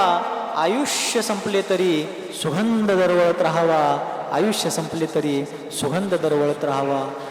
चंदन जरी घासून लाकूड संपलं तरी कितीतरी वेळ त्याचा सुगंध दरवळत राहतो. तीर्थंकरांना निर्वाण प्राप्त होऊन कितीतरी वर्ष झाली, शेकडो हजारो लाखो करोडो वर्ष झाली, पण आज पण त्यांच्या जीवनचरित्राचा सुगंध या ठिकाणी. त्यांच्या एवढं व्हायचं राहू दे, नरकातल्या नारकींना आपल्यामुळे शांती माळायचं राहू दे, पण माणसातल्या माणसाला तरी आपल्यामुळं कुठं ठेच पोचू नये याची काळजी तरी घेऊया, प्रयत्न तरी करूया किमान. त्यातनं पण आपण माणूस आहे, चुका होणार, पुढं मागं होणार, कमी जास्त होणार, पण किमान प्रयत्न तरी करूया. Not a failure but low aim is crime. असफल होणे अपराध नाही आहे, पण हलकं ध्येय ठेवणे हा अपराध आहे, असं आमचे गुरुदेव नेहमी सांगायचे. आणि मग सौधर्म इंद्र त्या शचीच्या प्रश्नाला उत्तर देतात आणि लगेच संपूर्ण स्वर्गातल्या देवांना 16 स्वर्ग, 9 ग्रहवेग, 9 अणुदिश, 95 विमान, सर्वत्र सूचना पोहोचवण्याची व्यवस्था करतात की चला. मध्य लोकामध्ये पंचलोक आहेत ना, पाठीमागं पण आहेत का? आता पंचलोकांची भूमिका काय असली पाहिजे ते ह्या घटनेतनं समजून घ्यायचं. सौधर्म इंद्र याचं वैभव मगाशी सांगितलं मी. द्वादशांगाचा पाठीक, शाईक, सम्यक दृष्टी, एक भवावतारी, शचीपती, 2 सागर, आयु, असंख्य तीर्थंकरांचे कल्याणक करण्याचं ज्याच्या जन्मामध्ये सौभाग्य लाभलेलं आहे, इत्यादी इत्यादी, असा तो सौधर्म इंद्र. ज्या वेळेला गर्भ कल्याणकासाठी मातेच्या त्या तीर्थंकरांच्या जन्मनगरीकडे येणार असतो, जन्म कल्याणकासाठी, त्या जन्म कल्याणक सोहळ्याला येण्यासाठी तो 16 स्वर्गातल्या वगैरे सगळ्या देवांपर्यंत सूचना पोहोचवतो आणि म्हणतो चला. सगळेजण आपापल्या सपरिवार सहित मध्य लोकामध्ये, भरत क्षेत्रामध्ये, विधेय क्षेत्रामध्ये, ऐरावत जिथं पण असेल त्या ठिकाणी आपल्याला जायचं आहे. तीर्थंकर परमात्म्यांचा बालक अवस्थेमध्ये जन्म झालेला आहे आणि त्यांचा जन्मोत्सव साजरा करण्यासाठी जायचा आहे, चला. सौधर्मेंद्र आपल्या शचीला हळूच कानात सांगितलं, चल गडबडीन चल, कोण बैठलं तर जाऊन येऊया. लिडरशिप, नेतृत्व, जो सगळ्यांना घेऊन काम करतो, मग तो राजनेता असू दे, परिवाराचा प्रमुख असू दे, समाजाचे प्रतिनिधी असू देत, पंच असू देत, एखाद्या संघाचा आचार्य असू दे, देशाचा प्रमुख असू दे, जो लीडर आहे तो सर्वांना सोबत घेऊन जाणारा असला पाहिजे. ज्या त्या क्षेत्रामध्ये ज्याला जे ते काम करायचं आहे तिथं सर्वांना विश्वासात घेऊन, सर्वांना सोबत घेऊन, सर्वांना सामावून घेऊन आपण लोकांच्या पर्यंत सहयोग मागण्यासाठी, सहकार्य मागण्यासाठी, दान मागण्यासाठी जातो. पण आपण विचार केला पाहिजे, काय आपण त्या सर्वांना सामावून घेतो? तुम्ही इथं घेत नाहीये म्हणून मी सांगायला लागलो असं नाहीये, पण लिडरशिप काय आहे? समाजातल्या प्रत्येक घटकाला जो सामावून घेऊन, सगळ्यांना विश्वासात घेऊन, चला बाबांनो हे आपलंच काम आहे, आपलं पण यात भलं आहे, समाजाचं पण भलं होणार आहे, धर्माची प्रभावना होणार आहे आणि पुढच्या पिढीला प्रेरणा आणि चालना मिळणार आहे. चला सगळे मिळून करूया. जसं एक दीप मैं जलाऊं, एक दीप आप जलाओ, कुछ अंधेरा मैं मिटाऊं, कुछ अंधेरा आप मिटाओ, या वृत्तीनं जो व्यक्ती पुढे जातो तोच व्यक्ती खऱ्या अर्थानं नेतृत्व करू शकतो. नसेल तर काही उपयोग नाही. शिव खेरा नावाचे एक मोटिवेशनल स्पीकर आहेत, लेखक सुद्धा आहेत. ते म्हणतात एका ठिकाणी, एका मेंढीच्या नेतृत्वाखाली येणाऱ्या 100 सिंहांच्या सेनेची मला भीती वाटत नाही. काय म्हणतात? एका मेंढीच्या नेतृत्वाखाली येणाऱ्या 100 सिंहांच्या फौजेची मला भीती वाटत नाही. का? मागं सेना बलशाली आहे, बलाढ्य आहे, पण नेतृत्व शेळ्या मेंढ्यांचं. एका मेंढीच्या नेतृत्वाखाली येणाऱ्या 100 सिंहांच्या सैन्याची मला भीती वाटत नाही, पण एका सिंहाच्या नेतृत्वाखाली येणाऱ्या 100 मेंढ्यांना मात्र मी फार घाबरतो. का? नेता खमक्या आहे. नेता कसला आहे? नेतृत्व असं पाहिजे. म्हणून आपण पंचकल्याण करायचं असू दे, अनुष्ठान करायचं असू दे, समाज चालवायचा असू दे, संस्था चालवायच्या असू देत, परिवाराला चालवायचं असू दे, संघ चालवायचं, ज्या भूमिकेत आहोत सर्वांना सोबत घेऊ. सर्वांना सामावून घेऊया, सर्वांना विश्वासात घेऊया, हे सगळं तुमचंच आहे म्हणून सांगूया. बघा, क्रेडिट घेतल्यानं मिळत नाही. 5 वाजले की उद्या बघूया मग, कारण अजून धारा काढायच्या तुम्हाला, भरडा भिजवायचा आहे. मग अनेक 5 मिनिटात एवढं क्लिअर करतो. मग गर्भ कल्याणकाची चर्चा उद्या करूया, ठीक आहे? नेतृत्व काय सांगत होतो आता मग? हा, बघा, क्रेडिट किंवा कोणतीही वस्तू, आमचे गुरुदेव नेहमी सांगायचे, सन्मती सागर आचार्य महाराज नेहमी सांगायचे की एखादी वस्तू, घेतलेली वस्तू वाया जाऊ शकते. घेतलेली वस्तू जाईलच असं नाही, पण वाया जाऊ शकते. घेतलेली वस्तू वाया जाऊ शकते, पण दिलेली वस्तू कधीच वाया जात. मग ती चांगली असू दे, वाईट असू दे, जे दिलाय ते तुमच्याकडे रिटर्न येणारच. चांगलं दिला परत पण रिटर्न येणार, वाईट दिला परत पण वाईटच येणार, परंतु जे दिलाय ते परत येणारच. आणि देताना एकदाच दिलाय, पण येताना अनेक वेळा येणार. विजापूरला गेलाय, कर्नाटकात, काय आहे हो तिथं? काय अभ्यास म्हणायचं, एवढा अभ्यास तुमचा आहे माहित असतं तर उगाच तासभर येतो वात्या कुठत बसणं. काय आहे विजापूरला? गोल घुमट. एका झटक्यात गुगल सुद्धा एवढा लवकर सांगत नाही बघ. गोल घुमट आहे विजापूरला, गोल घुमट आहे एवढं लगेच सांगितला. पण एकेकाळी काही शतकांपूर्वी तेच विजापूर जैन संस्कृतीची राजधानी होतं. किती जैनांना माहिती आहे? माहिती आहे? कोल्हापूर जवळ एक किल्ला आहे. कुठला? सांगा सांगा, बरोबर आहे. कुठला? पन्हाळा. पन्हाळगड हा किल्ला आहे म्हणून लगेच सांगितला, गुगलपेक्षा फास्ट. त्या पन्हाळगडावरच्या काही ऐतिहासिक गोष्टी सुद्धा आपल्याला माहिती आहेत. मध्येच थोडं विषयांतर होतंय, पण होणं गरजेचं. नंतर गोलघुमटकडे येणाऱ्या लक्षात आणून द्या, मी विसरलो तर. 5 मिनिटं घेतलेले आहेत तुमचे बोनसमध्ये. पन्हाळगडावरती आदिलशाहीची सल्तनत होती, आदिलशाही राजवट होती. शिवाजी महाराजांनी 1659 मध्ये, बहुतेक 20 नोव्हेंबर असेल किंवा 12 नोव्हेंबर 1659 रोजी अफजल खानाच्या वधानंतर काही दिवसातच पन्हाळगडाला स्वराज्यात सामील करून घेतलं. नंतर मिरजेच्या भुईकोट किल्ल्याला वेढा घातला. पुन्हा सिद्धी जोहर आक्रमण करून येत असताना शिवाजी महाराज स्वराज्यात आत तो यायला नको म्हणून सीमेवरतीच पन्हाळ्यावरती राहिले. आणि सिद्धी जोहरनं 60,000ची फौज घेऊन त्या पन्हाळ्याला वेढा घातला. पुढं काही महिने तिथेच अडकून पडल्यानंतर एके दिवशी पावसाळ्याच्या वेळेमध्ये बाजीप्रभू देशपांडे आणि रायाजी बांदल यांच्या 600 बांदल मावळ्यांना घेऊन शिवाजी महाराज पडत्या पावसामध्ये मध्यरात्रीच्या वेळी कडाडत्या विजांच्या मध्ये तो वेड्यातून बाहेर पडले, जंगलातून बाहेर गेले. शिवा काशिदानी तिथं बलिदान दिलं. बाजीप्रभूंनी शिवाजी महाराज विशाळगडावरती पोहोचूपर्यंत त्या पांढर पाण्याचा ओढा तिथं लढवला आणि त्या घोडखिंडीची पावनखिंड झाली. पुढे तो पन्हाळा शहाजी महाराजांच्यासाठी त्यांना आदिलशाहीला परत द्यावा लागला. पुढे गेल्यानंतर तोच पन्हाळा 12 वर्षांनी शिवाजी महाराजांच्या कोंडाजी फर्जंद नावाच्या सरदारांनी 60 मावळ्यांना घेऊन स्वराज्यात दाखल करून घेतला. त्यानंतर शिवाजी महाराजांनी संभाजी महाराजांची शेवटची भेट त्याच पन्हाळ्यावरती झाली. संभाजी महाराजांना अटक झाली संगमेश्वरामध्ये, पण संगमेश्वराकडे जाताना संभाजी महाराज त्याच पन्हाळ्यावरून गेले होते. हे सगळं आम्हाला माहिती आहे. पण तो पन्हाळा बांधला कोण सांगताय? महाराज. किती वेळा सांगायचं? हे सगळं सांगितलं हो तुम्ही. पन्हाळा बांधला कोण?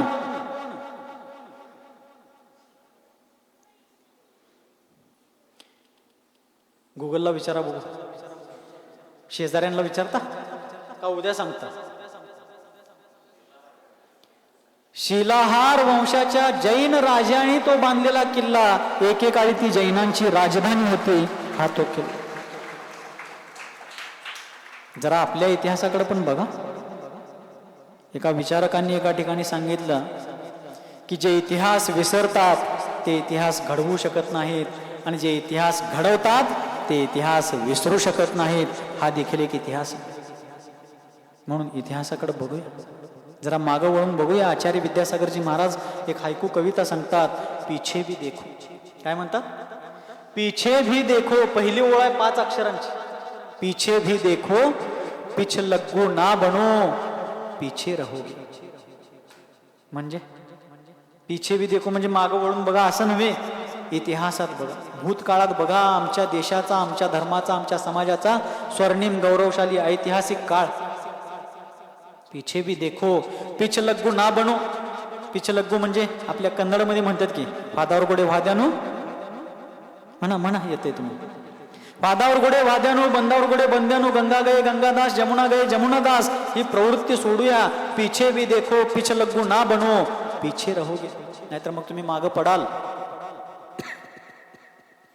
म्हणून आपण जे देतोय एकदा दिलेलं अनेक वेळा आपल्याकडे परतत असतं, चांगला असू दे किंवा वाईट असू दे. मग विजापूरला आपण गेलो, त्या गोल घुमटच्या बरोबर मध्यभागी उभारलो. तुमचं राहू दे, मीच तिथं उभारलो असं समजूया. आणि मी म्हटलो त्या ठिकाणी उभारून एखाद्या व्यक्तीबद्दल द्वेष मनात धारण करून मी काय म्हटलो, तू मूर्ख आहेस. काय म्हणलो मी? म्हणा माझ्याकडे बोट करा तुम्ही. म्हणा, मला काय वाटणार नाही. म्हणा तुम्ही, हा करा बोट माझ्याकडे. एकमेकाकडे करू नका. आणि वांद कुठं करताय? हा माझ्याकडे बोट करा की. म्हणा काय म्हणलो मी म्हणलं तू मूर्ख आहेस. एकदाच म्हटलो, पण मला अनेक वेळा ऐकावं लागलं, तू मूर्ख आहेस, तू मूर्ख आहेस, तू मूर्ख आहेस, तू मूर्ख आहेस, तू मूर्ख आहेस, तू मूर्ख आहेस. आणि तेच एखाद्या व्यक्तीबद्दल सद्भावनेनं, प्रेमानं, आपुलकीनं, आत्मीयतेनं, आदरपूर्वक मी म्हटलं, तुम्ही महान आहात. तर मला हे ऐकायला मिळेल, तुम्ही महान आहात, तुम्ही महान आहात, तुम्ही महान आहात, तुम्ही महान आहात, तुम्ही महान. मूर्ख आहेस म्हणून पण एकदाच म्हणलो, आणि महान आहात म्हणून पण एकदाच म्हटलो. एकदाच दिलो, पण अनेक वेळा प्राप्त झालो. आज आमच्या समाजामध्ये क्रेडिट कार्ड, आमच्या पूजा अनुष्ठानं, मोठमोठी कार्यक्रम, इव्हेंट बनलेले आहेत. 5 मिनिटं संपले, अनेक 5. महाराज रात्र करताय वाटतं तुम्ही. मला सांगायचे फार हुक्के आलेले आहे किंवा फार माईकचा मला लोभ आहे, अशातला विषय नाही आहे. पण रान तापलेला आहे तोपर्यंतच. आणि मग क्रेडिट कार्ड, श्रेयवाद, मी केलो, माझ्यामुळं व्हायला लागलंय ना. इद्यानात मग याला नर्दी तिलदिर ಎಲ್ಲರೂ ಬೆಕ್ಕಿ बेडको ತಿರ್ಗಾಡು ನಾ इद्यानात ಮನೆಗಿನವ್ರು ಎಲ್ಲರೂ ಹುಡುಕತಾರೆ. तसं काय नसतं. काय माय मरो हे बी माहीत आहेच म्हणा तुम्हाला. ನನ್ನ ಮಗಳಾಗ್ತಲ್ಲಿ ना दोस्त बाकी यार धंदे ಇಲ್ಲ. नांदणारी काय बोलणार, पर इथं आईचाच तोरा दांडगा. क्रेडिट कार्ड बा, ती मुलगी शांतपणे प्रपंच करायला लागल्या, पण आई क्रेडिट घ्यायला लागल्या, माझी मुलगी म्हणून प्रपंच करायला लागल्या. अहंकार फार भयंकर आहे माणसाचा. Ego is enemy. आणि मग क्रेडिट कार्ड, श्रेयवाद, आणि त्यामुळं थोडं मीच पाहिजे. प्रत्येक ठिकाणी मीच पुढं पाहिजे, माझ्याच सही शिक्क्यानं झालं पाहिजे. इथं असं घडतंय म्हणून मी सांगालोय असं समजू नका. जनरली चर्चा चालू आहे. सौधर्मेंद्राच्या उदाहरणावरनं आपण समजून घ्यायचं आहे. सौधर्मेंद्र शचीला कानात हळूच सांगितलं नाही, चल चढदिशी जाऊन येऊया. ही आणि मागं लागली तर तिथं काय करतेस? उलट सौधर्मेंद्र सगळ्या 16 स्वर्गामध्ये ग्रैवेक अनुदिश अनुत्तरामध्ये सूचना पोहोचवतो. सगळ्यांना आवेदन, निवेदन, निमंत्रण देतो, चला सगळेजण त्या प्रभूंच्या जन्म कल्याणकामध्ये जाऊन पुण्यकोश भरून घेऊया. जी मोठी माणसं असतात ते आपल्याच कल्याणाची चिंता करत नाहीत, आपल्याबरोबर सगळ्यांच्या भल्याची चिंता करत असतात.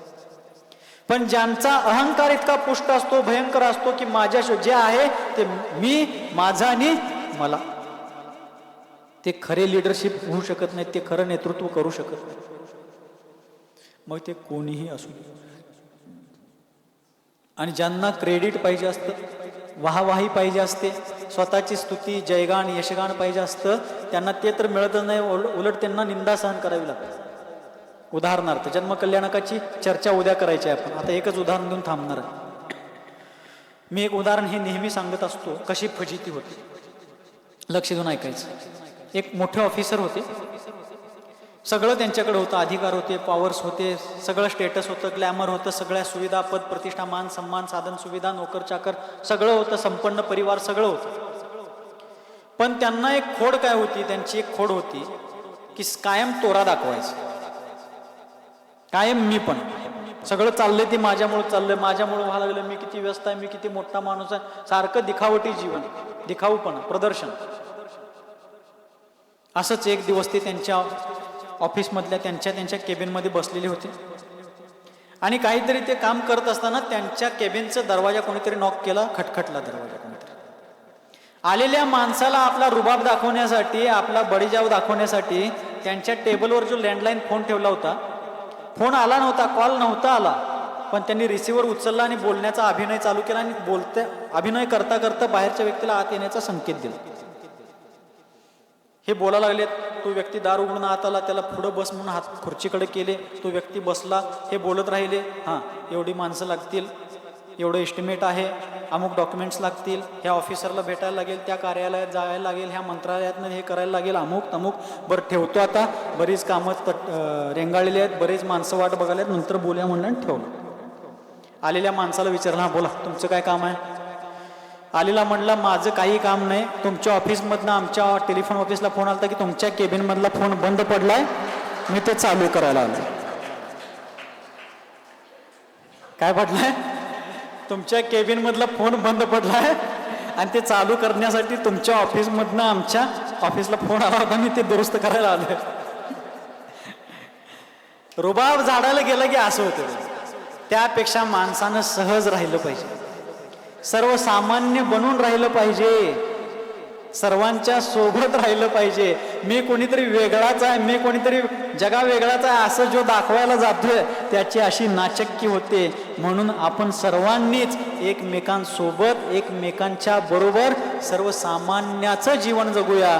जो सामान्यपणे जीवन जगतो तोच असामान्य बनत असतो, हा जैन संस्कृतीचा इतिहास आहे. जर खरोखरच आपल्याला तसं व्हायचं असेल, मनाचा मोठेपणा ठेवूया, सगळ्यांना सामावून घेऊया, तुम्ही पुढं व्हा म्हणूया. मागं राहणाऱ्याचा मान कधी जात नसतोय, उलट दुसऱ्याला पुढं करूया, तुम्ही पुढं व्हा. तर एवढं मोठं अनुष्ठान आपल्याला करायचं आहे. सगळेजण सामील होऊया, सगळेजण सहयोग करूया, आपल्या शक्तीनुसार याला योगदान देऊया. आणि काल सांगितलेच, नारळ आणि घोडं विसरलं काय एवढ्यात? मग सांगितलं काय तुमच्या घरात? नवऱ्यासनी सांगायचं, तुम्ही नारळ घेता का घोडं घेता सांगा म्हणायचं. ठीक आहे, तर सर्वांनी प्रेरणा द्या. तुमच्याकडे बरेच पॉवर्स आहेत. उद्याच्याला या ठिकाणी प्रवचन होईल. परवा दिवशी 28 तारखेला पुढच्या प्रांगणामध्ये भगवान वृषभदेवांचं अनुष्ठान भक्तांबर स्तोत्राच्या त्या विधानाच्या माध्यमातून होईल. तुमची जितकी शक्ती आहे तितकंच द्रव्य घ्या, पण विधानाला बसा. पंचकल्याणकासाठी म्हणून नव्हे, आत्मकल्याणकासाठी का होईना त्या विधानामध्ये, त्या अनुष्ठानामध्ये सामील व्हा. कृतकारित अनुमोदना मन वचन काया तन मन धनाने सामील होऊया. हे अवसर फार दुर्लभ आहेत, ह्या संधी दुर्मिळ आहेत. आपण आपलं कल्याण करून घेऊया. अहिंसा परमो धर्म की, द्वादशाम जिनवानी माता की, अहिंसा परमो धर्म की. आचार्य गुरुवर सन्मति सागरजी मुनि महाराज की, आज के आनंद की.